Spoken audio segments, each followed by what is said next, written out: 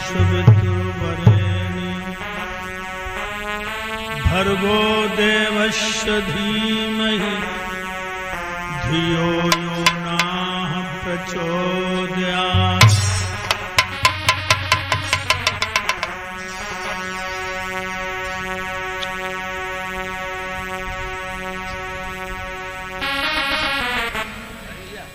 ओम शूरपुत्राय विद्महे मृत्युरूपाय धीमहि तन्नो शौर्य प्रचोदयात्। ओम गुरु ब्रह्मा गुरु विष्णु गुरुर्देवो महेश्वरा गुरु साक्षात् परब्रह्म तस्मै श्री गुरुवे नमः।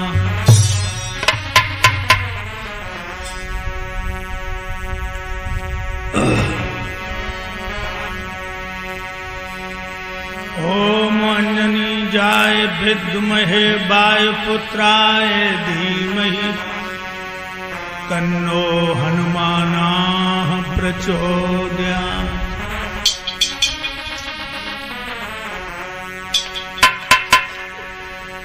ओम सरस्वती विद्महे ब्रह्मपुत्राय धीमहि तन्नो देवी प्रचोदयात्।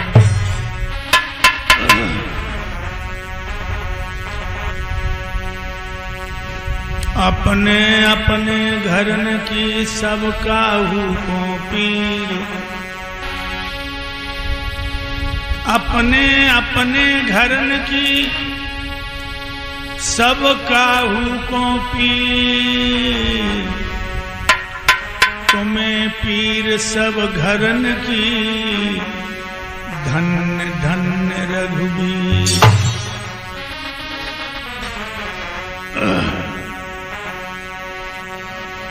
अजो अंतिम दिन है कथा का, प्रभु अंतिम दिन है कथा का, मेरे प्राण से घुट रहे अंतिम दिन है कथा का।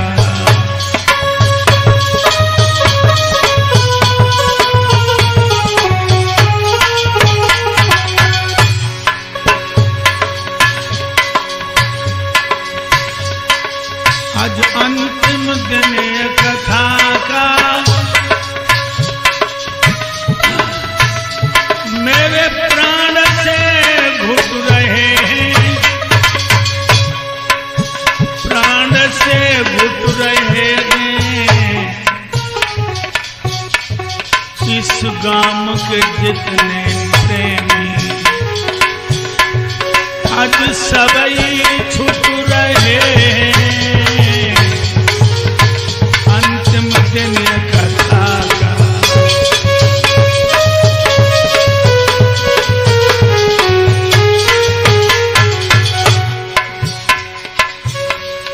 प्रभु जहां जहां भी जाता हूं लगती है प्रेम की फांसी, तुम ही हमें बता दो कैसे बन लूं सन्यासी। दिल कैसा बैठ रहा है, दिल कैसा बैठ रहा है, मानो हम लुट रहे हैं अंतिम दिन कथा का।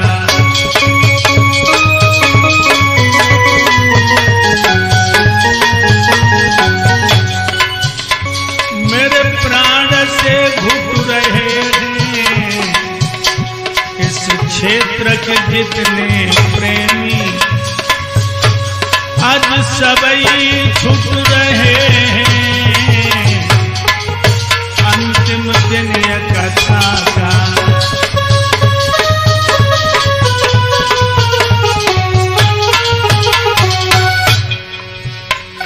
आज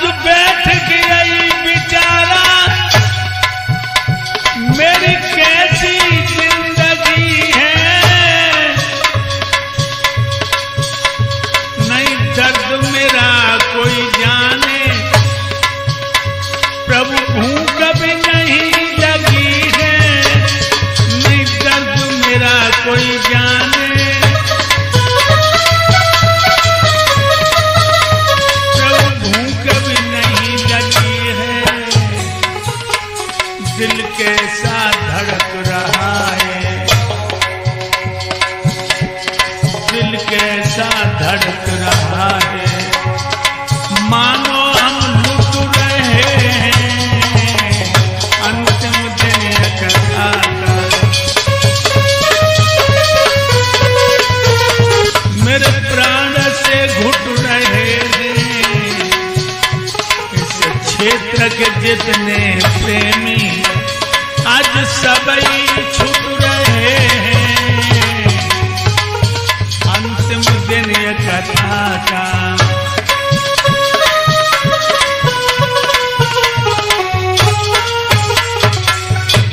मेरी अंतिम दिन कन्हैया, मेरी सुध लेते रहना, ये जितने कथा सुन रहे सपने में दुख मत देना, बस यही प्रार्थना करके आधार आज उठ रहे हैं अंतिम दिन ये कथा का। मेरे प्राण से घुट रहे हैं इस क्षेत्र के जितने प्रेमी, आज सबई छूट रहे हैं अंतिम दिन कथा का। बोलो आनंद कंद भगवान की जय हो। हाँ भाइयों, हेलो। इस पावन स्थली पर हेलो। श्रीमद् भागवत सप्ताह पारायण का आज अंतिम दिवस।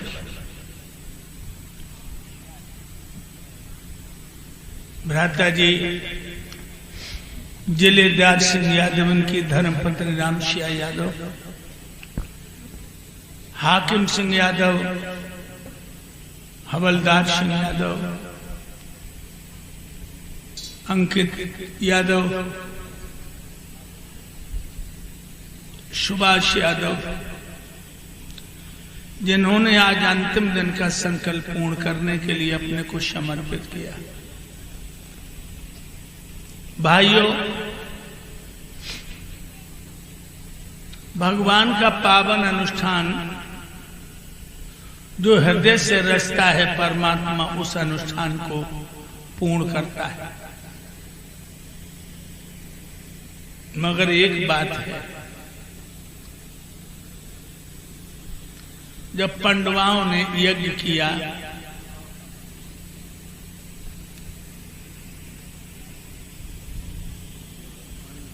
एक सुपच आता था झाड़ू लगाने, वो मेहतर झाड़ू लगा के चला जाता था।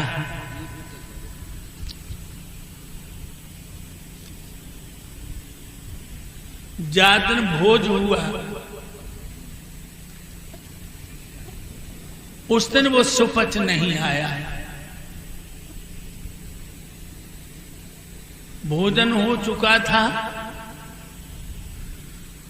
सिर्फ द्रौपदी और पांचों पांडवों ने भोजन नहीं किया था। तब तक एक नेबला चला आया, जूठन में लौट गया। आधा शरीर तो उसका सोने जैसा हो गया, आधा शरीर वैसा का वैसा बना रहा। नेबला खड़े होकर के बोला,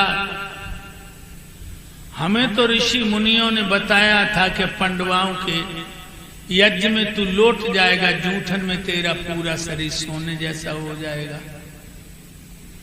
मेरा तो आधा ही शरीर हुआ, इसका मतलब है कि धर्मराज का यज्ञ पूरा नहीं हुआ। कोई ऐसा जरूर है जो भोजन का अधिकार है, उसको भोजन का अधिकारी है, लेकिन वो भोजन करने नहीं आया। पंडवा घबरा गए। तब तक किसी ने कह दिया कि वो सुपच नहीं आया जो झाड़ू लगाया करता था। अर्जुन ने भीम से कहा, जाओ सुपच को लिवा के लाओ। वह मेहतर महात्मा के पास गए। भीम वो बोले, महाराज आपने भोजन नहीं किया, हमारा यज्ञ पूर्ण नहीं हुआ,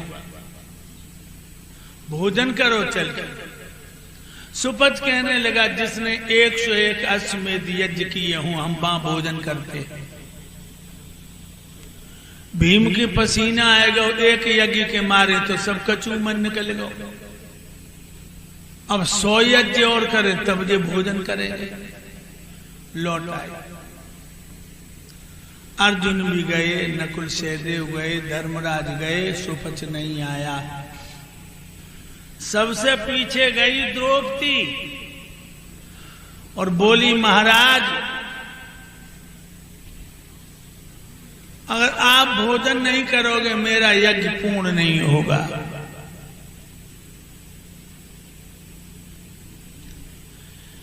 कहने लगा, मैं वहां भोजन करता हूं जो 101 अश्वमेध यज्ञ पूर्ण करे।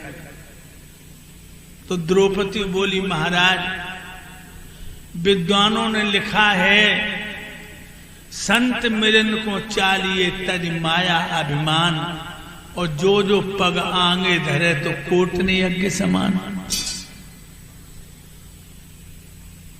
अब महाराज नाप लो हमारे कदम घरते यन तक कितने पड़े।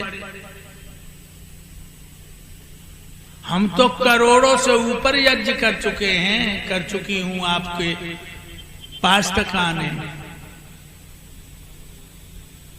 सुपच उठ के चल दिया तो वहां तो 56 प्रकार के व्यंजन बने थे। सुपच ने सब एक ही मिलाए,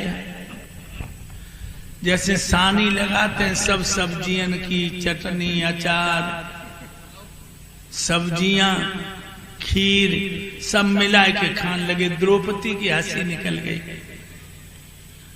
तो सुपच बोला, क्यों हंसी हो? कहने लगी, जासू हंसी के नाना प्रकार के भोजन बने और तुमने भैंसिया जैसी सानी लगाई ली। अब तुम्हें क्या पता है कौन चीज अच्छी कौन बुरी?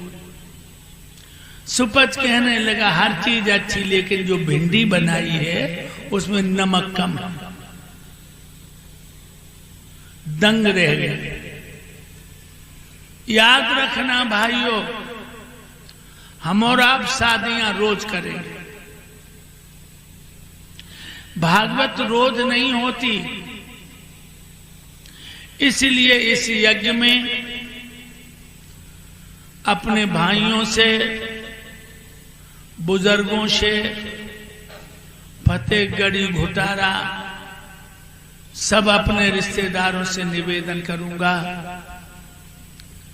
कि सुभाष यादव ने जो अनुष्ठान रचाया, इसमें तन और मन से मेहनत करके इस अनुष्ठान को कल पूर्ण करना। भाइयों, अभी सुना आपने कि भगवान ने कल वृंदावन छोड़ा, आज पूरा व्रत छोड़ दिया। क्योंकि हवा नहीं आ रही है,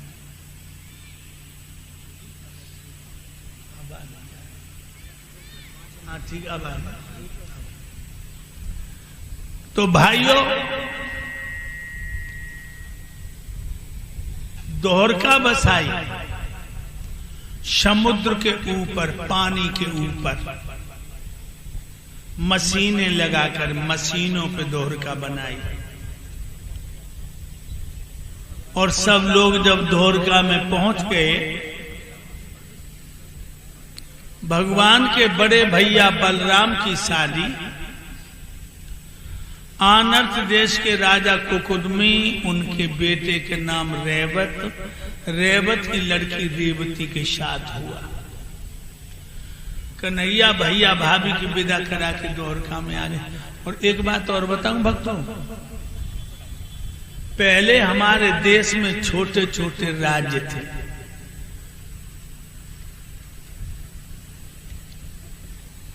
उसी समय एक देश था विदर्भ देश। ये विदर्भ देश कहां है जानते हो? विधूना है जिला इटावा, मबू औरैया में निकल गए। विदर्भ देश को, विधूना को विदर्भ देश कहते थे। और विधूना से पश्चिम की तरफ कुदरकोट नाम का कस्बा है।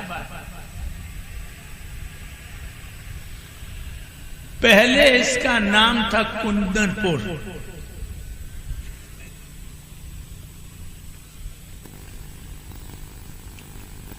कुदरकोट क्यों पड़ा? जब मुसलमानों का शासन आया, जो हिंदू मुसलमान नहीं बना उसे कैद कर लिया।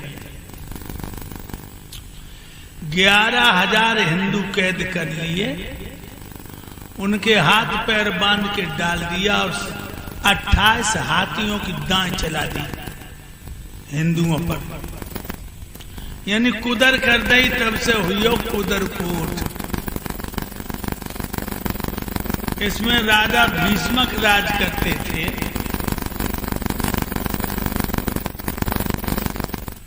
राजा भीष्मक का दरबार विधूना में लगता था। राजा भीष्मक के 5 लला और 1 बिटिया। बिटिया को नाम का है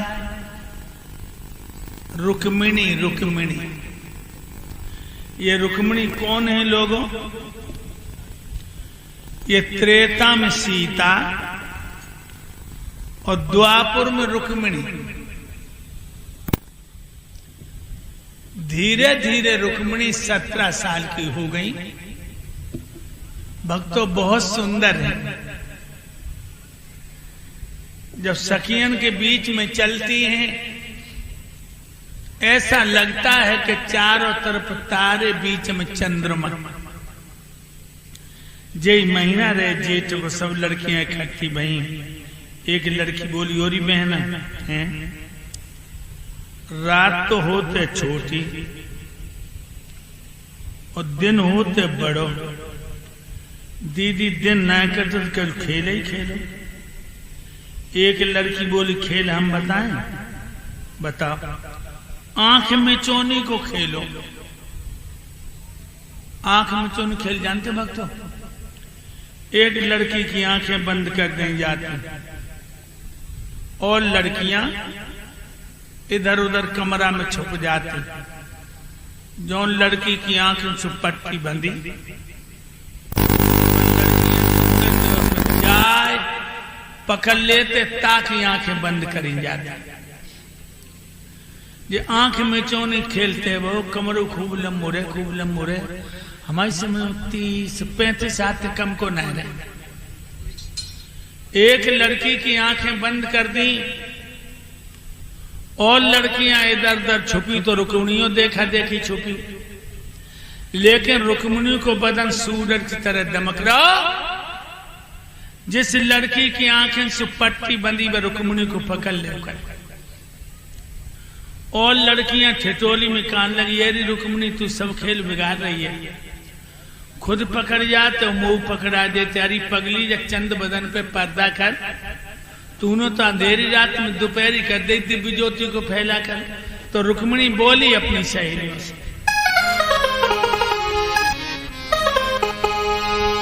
ये तो हमने माना दीदी सुंदरता भरपूर है, ये तो महिमा राम की जम हमरा क्या कसूर है। ये तो महिमा राम की जम हमरा क्या कसूर है। ये तो महिमा राम की जम हमरा क्या कसूर।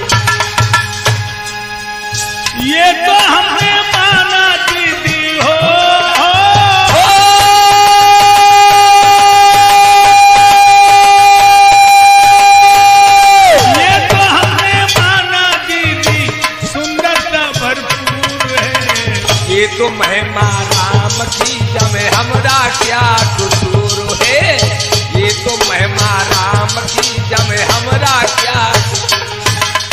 खेल बंद हो गया। सब लड़कियां अपने अपने घर चली आई और रुक्मिणी अपने घर आई और अटा पे ठाड़ी हो गई। अटा पे खड़ी रुक्मिणी ऐसी रहे गली। गली में देव ऋषि नारद बीणा बजा जाए और बड़ी मस्ती में गीत गा जाए। अब रुक्मिणी गीत को सुनने लगी। बड़ी मस्ती में गीत गा रहे नारद जी।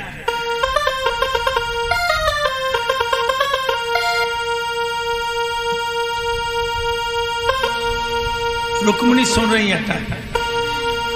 ब्रज भूमि में हुआ है अवतार कन्हैया का, ब्रज भूमि में हुआ है अवतार कन्हैया का, ब्रज भूमि में हुआ है अवतार कन्हैया का, ब्रज भूमि में हुआ है।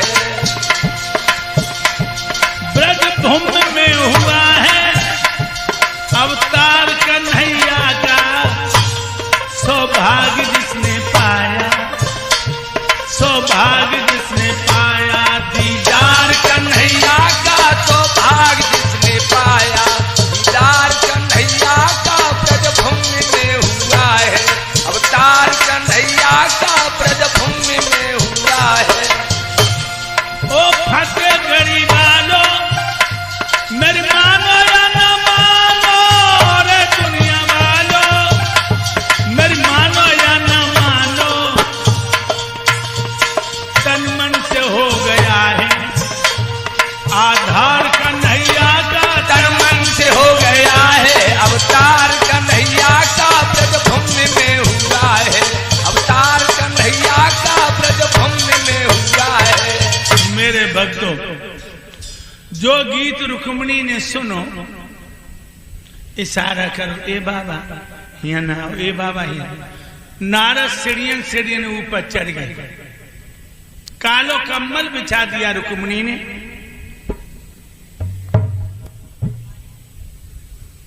कटोरा में दही करके बूरो डाल के चम्मच रख दे, ले बाबा दही खा लो। देव ऋषि नारद ने दही खाया, रोपट्टा से मुंह साफ किया। रुक्मिणी हुई बैठ गई, रोपट्टा गाल से लगा कर बोली, स्वामी जी। हाँ बेटी, गीत कौन को गा रहे हो? देव ऋषि नारद बोले, बेटी ब्रज में भगवान कन्हैया ने जन्म धारण करो है, जाने प्रभु के दर्शन कर ले, उसके कई जन्म के पाप नष्ट हो गए। रुक्मिणी बोली, एक बात और बताओ, पूछो, अब कन्हैया कहाँ रहते हैं? नारद जी बोले, अब वो ब्रज को छोड़ गए, द्वारकाधीश, द्वारका के राजा है। रुक्मिणी बोली, एक बात और बताओ, पूछो, उनकी शादी हो गई? देव ऋषि नारद बोले, बेटी उनकी शादी नहीं हुई, उनके बड़े भैया बलराम की शादी हो गई।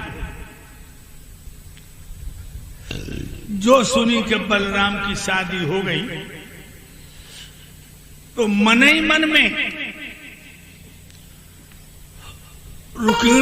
रुक्मिणी ने संकल्प कर लिया, श्याम न मिले तो मैं जोगिनी बन जाऊंगी, श्याम न मिले।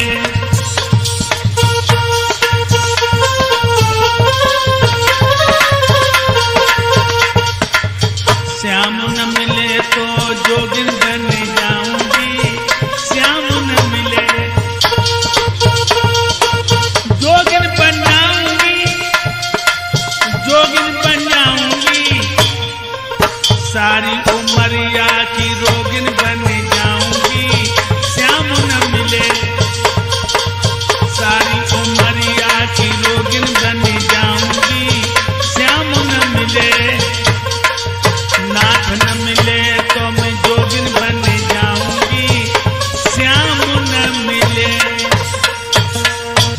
संकल्प कर लिया रुक्मिणी ने, क्या तो हमारे गले में बहा भगवान कन्हैया की पड़ेगी कि सारा जीवन कुआर गुजार दूंगी।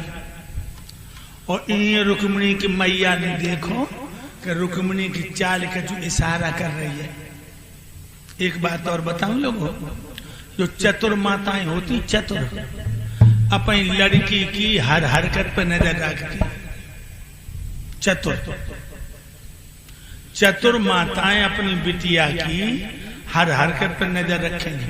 फुअड़िया ना रखे, फुअड़ को ना पता बिटिया का कह रही, कहां जा रही, का कर रही। चतुर जो है अपनी बेटी पर और रखनी चाहिए, रखनी चाहिए। जब से जो घर घर में टीवी चली तब से लड़कियां बहुत एडवांस हो गई। गंदे चित्र, गंदी फिल्में, 8-9 साल की लड़की को तुम छोटा मत समझना, जब दिमाग में रखना। 8-9 साल की लड़की तुम जन सोचना जो छोटी है। हमारी बच्ची है 4-5 साल की, भावना, स्कूल में पढ़न गई। कोई लड़का लड़की की बदतमीजी देखी तो मैम के पास आई, बोली मैम जे आपस में प्यार करते हैं। तो मैम कहने लगी क्या भैया बहन में प्यार नहीं होता? तो हमारी बच्ची क्या बोली, वो प्यार ना, टीवी वालों प्यार। हमारी वो 5 वर्ष की बच्ची ये बोली कि वो प्यार ना, टीवी वालों प्यार। यानी वो बच्ची भी जानती है कि टीवी में जो भी दिखाया जाता वो गंदा है। तो ध्यान रखना, 8-9 साल की लड़की को छोटा मत समझना। ये घर घर में टीवी चली हैं, इन्होंने बड़ा एडवांस कर दिया इनको। आज रुक्मिणी की मैया ने अपने पति को बुला के कहा, महाराज राज्य के मद में अंधे हो गए, तुम्हें जऊ होश ना, घर में जवान लड़की कुआरी घूम रही है। कहूं अच्छो लड़का देख के बिटिया के हाथ पीले कर दो, जमानो अच्छो ना है। सोई राजा जाकर के पहुंचे दरबार में। मंत्री कहिए क्या बात है? आज जितनी बहनाएं बैठी, भैया बैठे, सबसे कह दो आज कोई मुकदमा नहीं लिया जाएगा। हेलो महाराज विशेष विषय पर चर्चा करेंगे, सभी लोग अपने अपने विचार दो। हेलो भाइयों बहनों, आज मुकदमा नहीं लिया जाएगा। महाराज पैसा में खर्चा करेंगे, अपना अपना आचार दो। तेरे कान कहाँ है? तकतब हम क्या कह रहे हो, तू क्या कह रहे हो? हम कह रहे महाराज विशेष विषय पर चर्चा करेंगे और तू कह रहे हो कि खर्चा करेंगे। हम कह रहे अपने अपने विचार दो और तू कह रहे हो अपने अपने आचार दो। कम से कम बात सुन के तो जवाब दिया कर। महाराज विशेष विषय पर चर्चा करेंगे, सभी लोग अपने अपने विचार दो। आई सॉरी वेरी मच। देखिए महाराज बिरसा पर खर्चा करेंगे, अपना अपना आचार दो। भाइयों आप लोग जानते भी होंगे अचार क्या प्रकार होते हैं। 5 प्रकार का अचार होते हैं, आम का, नींबू का, तुरैया का, टिंडी का, भिंडी का, टर का। यह सरकारी है।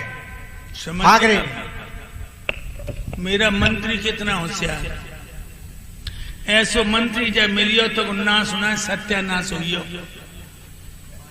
इसलिए माफ करना लोगों, आज जब मंत्री को निभाते निभाते 40 सालें हो गई मुझे।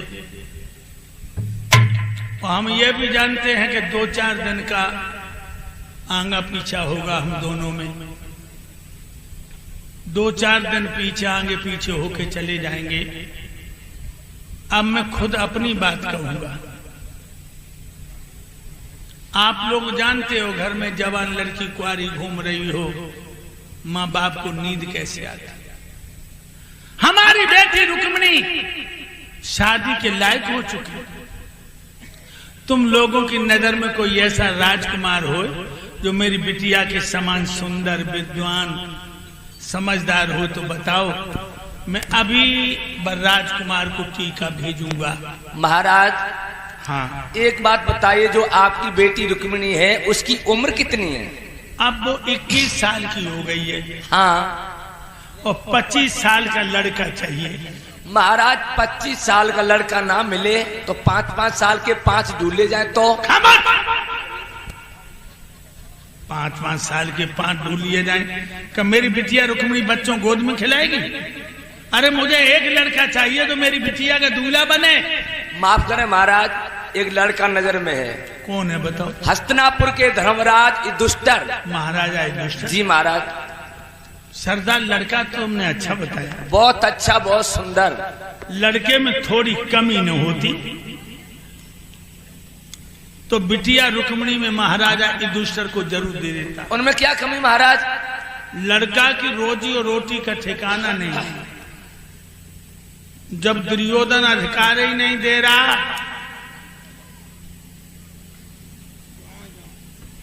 तो हमारी बिटिया का दीवार चाट के रहेगी। लड़के में कोई कमी नहीं, रोजी रोटी का ठिकाना नहीं है, दुर्योधन अधिकार नहीं दे रहा है, इसलिए मैं महाराजा धर्मराज को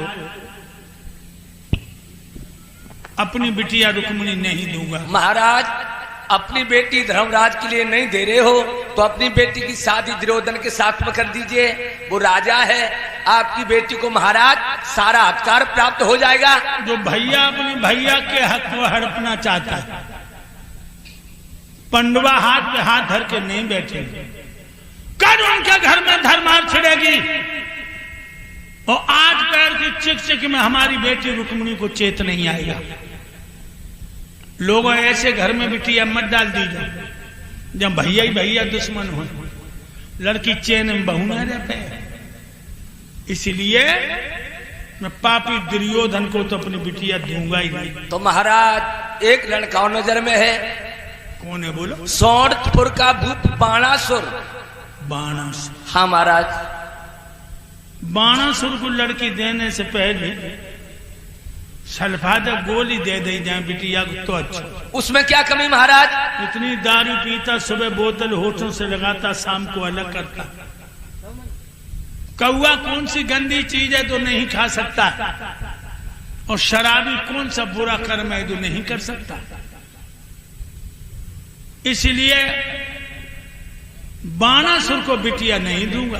अरे महाराज, तुम नहीं जानते, जो लोग दारू पीते हैं ना वही तो समाज में बड़े कहलाते हैं। दारू पीने वाला बड़ा आदमी, बड़ा आदमी, और मुर्गा की टांग पेट में धर ले तो और बड़ो आदमी, बड़ो आदमी, और क्यों भैंसा की टांग चब जाए तो सबसे बड़ा।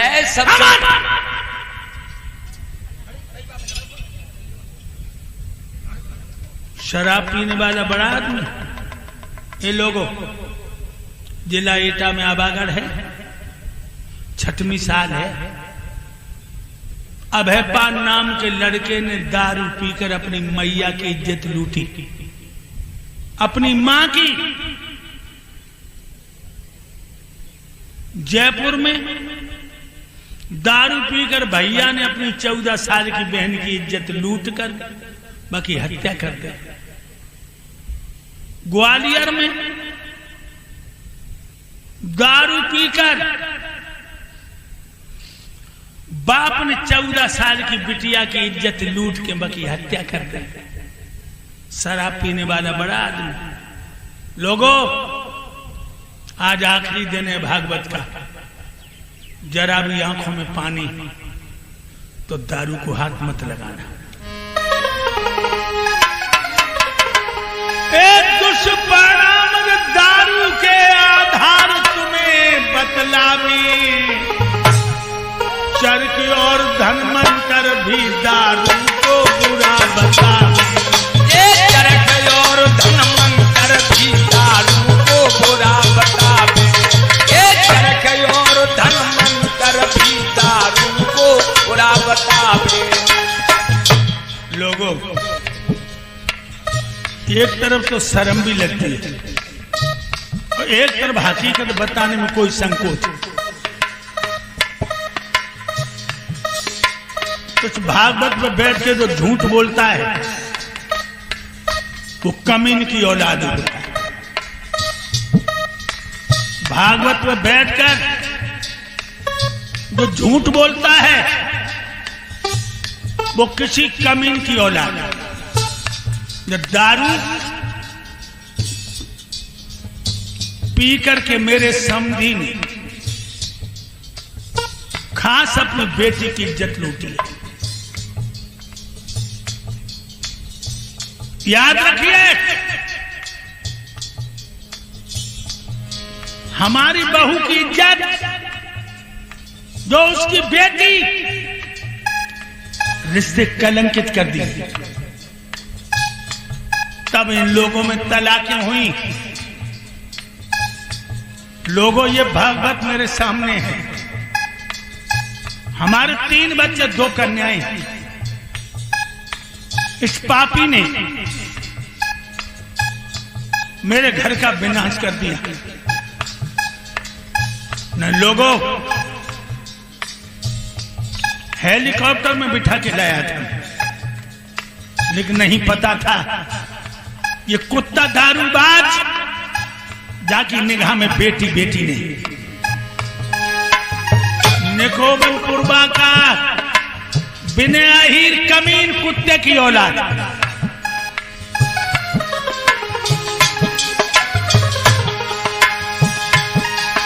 एक कुछ पर नारियां ढीली हो, गुरुदेव, खून की चाल बढ़ जाती,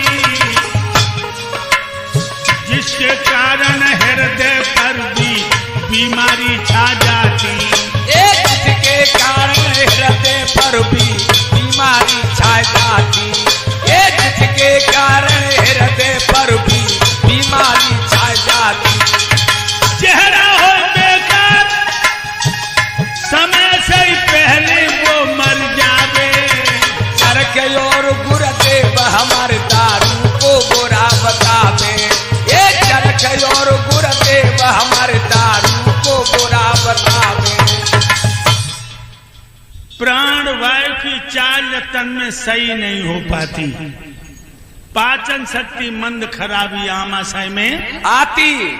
रक्त नाड़ियां ढीली हो, खून की चाल बढ़ जाती और जिसके कारण हृदय पर भी बीमारी छा जाती। दारू पीने वाले का चेहरा देखना, बिल्कुल बुझा हुआ मिलेगा। ध्यान रखना लोगों। और बताऊं आपको, बड़े और बुरी तरह से मरते देखे हमने दारू वाले। ये बुरी तरह से मरते देखे हमने दारू वाले। ये चौराहे पे पिटते देखे हमने दारू वाले। कुलकू लगे कलन, जय गुरुदेव, नहीं जीवन में जो छुट पावे। चरखे और गुरुदेव हमारे दारू को बुरा बतावे। ये चरखे और गुरुदेव हमारे दारू को बुरा बतावे। बड़े बड़े राजाओं के पर्याय घरों में ताले और धन के अभिमानी दारू ने भिखमंगा कर डाले। आधार ने आंखन से देखे पड़े कीचके किनारे और बुरी तरह से मरते देखे हमने दारू बाले। चौराहे पे पिटते देखे हमने दारू बाले। मेरे भाइयों, जिन्हें हम चेला और बेटा कह सकते हैं, एक तो समर चेतन नंगला राम बख्श का लड़का है, हमारे नाम को रोशन कर रहा है। भाइयों, और एक शाक्य लोगों में है, हमारे नाम को रोशन कर रहा है।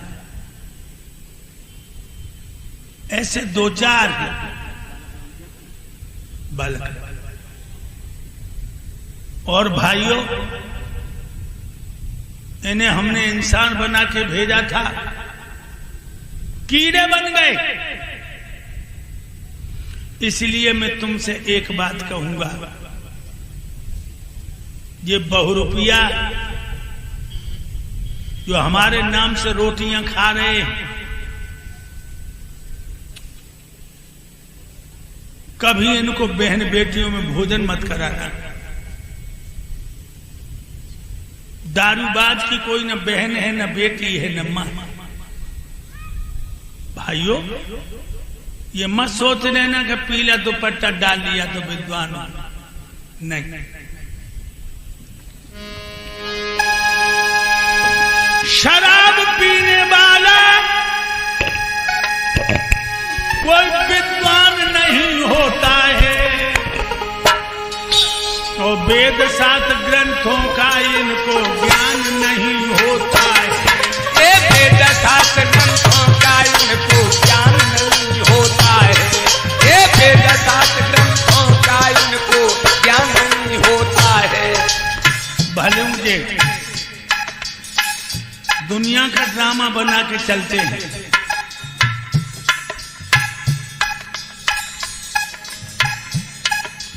दुनिया का नाटक बना के चलते हैं,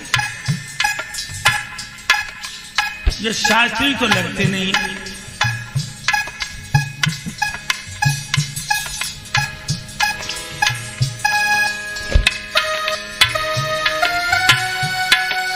शराब पीने वाला कोई विद्वान नहीं होता है, और वेद शास्त्र ग्रंथों का इनको ज्ञान नहीं होता है। ये वेद शास्त्र ग्रंथों का इनको ज्ञान नहीं होता है। ये वेद शास्त्र ग्रंथों को ज्ञान नहीं होता है। जला श्याम, बुरी आदतों से कोई धनवान नहीं होता है, और नशेबाज का राम सेवक सम्मान नहीं होता है। ये नशेबाज का दुनिया में सम्मान नहीं होता है। ये नशेबाज का दुनिया में सम्मान नहीं होता है। फतेहगढ़ी क्षेत्र के दारू छोड़ो, आधार तुम्हें समझावे। चरख और गुरुदेव हमारे दारू को बुरा बतावे। ये चरख और गुरुदेव हमारे दारू को बुरा बतावे। इसलिए बाणासुर को अपनी बिटिया नहीं दूंगा। तो महाराज, एक लड़का बहुत सुंदर है नजर में, आप पसंद कर लेंगे, आपके दरबार में भैया लोग बैठे पसंद कर लेंगे, मेरी माता बहना पसंद कर लेंगे। कौन है बताओ? मगध का राजा जरासंध। तुम कोई नशा करते हो? मैं कोई नशा नहीं करता। तो नशा जैसी बातें क्यों कर रहे हो? कैसी नशा जैसी बात? हमारी बिटिया रुक्मिणी 21 साल की, हाँ, और जरासंध 148 साल को। हाँ, तो ऊंट के गले में बकरियां लटका दे। अरे महाराज, तुम नहीं जानते, आजकल उम्र की शादियां नहीं होती हैं। आजकल पैसा की शादी होती है, जमीन की शादी होती है, गाड़ियों की शादी होती है। तुम चाहो तो तुम्हारी कल तक तीसरी शादी तैयार है।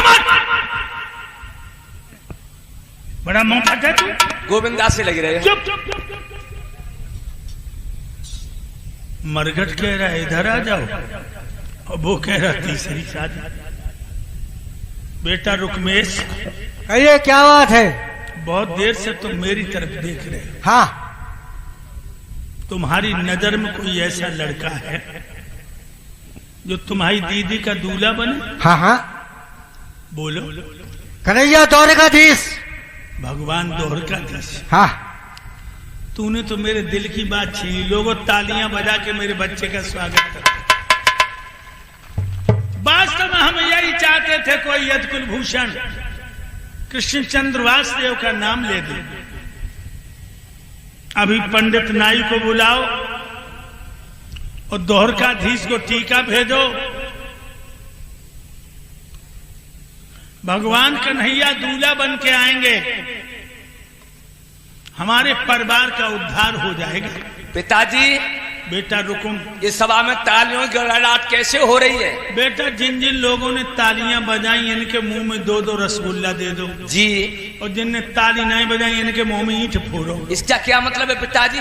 मतलब ये है तुम्हारी बहन करने के लिए दूल्हा मिल गया। अरे हाँ? घर बैठे मिल गया पिताजी? घर बैठे। ऐसी लपट में हम तुमको भाग दौड़ भी नहीं करनी कतई पड़ी। नहीं, कतई नहीं। लेकिन पिताजी उस लड़के का क्या नाम है, कैसा परिवार है, इसके बारे में तुमने बताया ही नहीं मुझे। भगवान कृष्णचंद्र महाराज यदुवंश शिरोमण वासुदेव दोहरकाधीश तुम्हारे बहनोई बनेंगे। बाबा पिताजी उस ग्वाल हमारा एक नाम लेते हुए तुम्हें बिल्कुल शर्म नहीं लगी? रुकुम। हाँ पिताजी। कन्हैया का नाम सुन के हाँ, तेरे बदन में आग कैसी लगी? तुम्हें उसके भविष्य के बारे में कुछ मालूम है? तू कल पैदा बहुत तो सब मालूम, हमें कछु नहीं मालूम। तुम्हें कुछ मालूम नहीं है? कुछ मालूम नहीं है तुम्हें? जो भगवान के लिए एक भी गंदी बात कहेगा ना हाँ, तो अच्छी नहीं पड़ेगी। मैं ऐसे बोलूंगा। क्यों बोलेगा? उसके बारे में तुम्हें कुछ मालूम है? तू क्या मालूम? सुनो।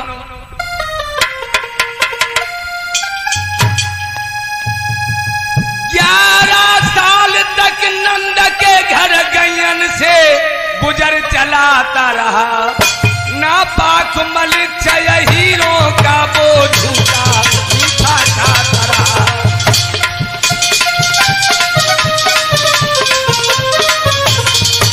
और सुनो पिताजी, बताओ। पहले था नाम नंदन, अब वासुदेव कहलाया है। इसका भी ठीक प्रमाण नहीं किसने जाया कब जाया है। और सर पिताजी सुनाओ। अरे पल्ली तरफ बकी बसुरिया बज रही, उलंग सखीरे रहे लहरा। अरे ए तो लफंगा दुल्हा बन है, साथ साथ की जय है नशाए।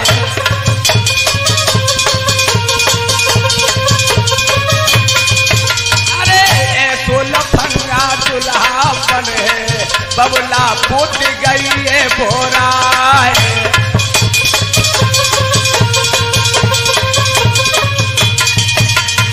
ऐसा कभी हो सकता पिताजी?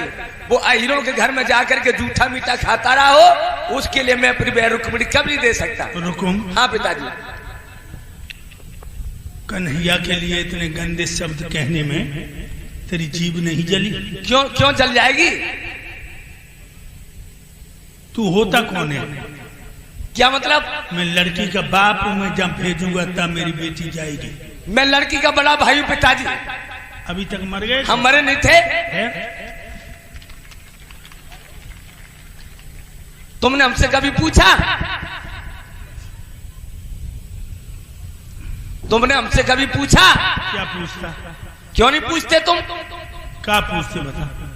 लड़के के बारे में तुमने कभी पूछा? और इधर में मैया रुक्मिणी पर गुरुदेव जी के प्रिय भांजे सर्वेश यादव ये